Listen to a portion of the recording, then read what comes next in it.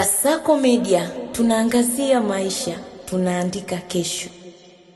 Tunapaswa kumshukuru sana Mheshimiwa Rais, ametupa nguzo ya kuona kwamba tunahakikisha kwenye dira ya taifa, ile nguzo ya kwanza, uwezeshaji wa wanawake na wanaume kiuchumi, tunaweza kuisimamia vizuri.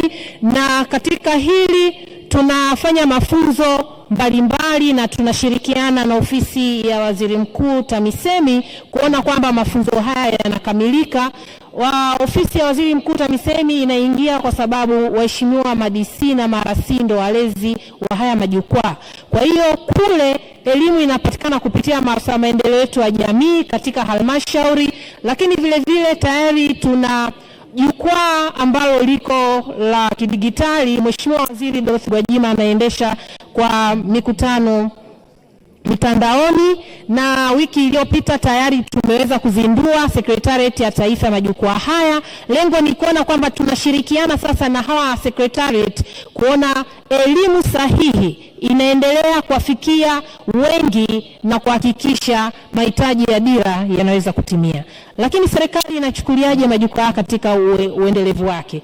Mheshimiwa Naibu Spika, sisi kama wizara tumejipanga kikamilifu kuandaa mwongozo ambao unaelezea namna ya uundwaji wa haya majukwaa, lakini vile vile uendeshaji wake. Na majukwaa haya yanajengwa na vikundi, na vikundi hivi viko pale halmashauri. Ndio maafisa maendeleo yetu ya jamii wanavisimamia kuhakikisha vinaweza kuendana na mwongozo uliopo. Kwa hiyo uendelevu unakuwepo wa uhakika, kwa sababu taratibu na namna ambavyo tumeweka katika mwongozo inavibeba hivi vikundi, na inakuwa na manufaa zaidi, kwa sababu kwenye kikundi kunakutana wanawake wenye elimu mbalimbali. Mwingine ni mzuri katika kuongea, mwingine ni mzuri katika kutafuta masoko, mwingine ni mzuri katika kuona uboreshaji wa bidhaa alionayo. Kwa hiyo pale kwenye vikundi kwa umoja wao wanakwenda kuona kwamba sasa wanasogezana mbele na uendelevu unakuwa wa hakika.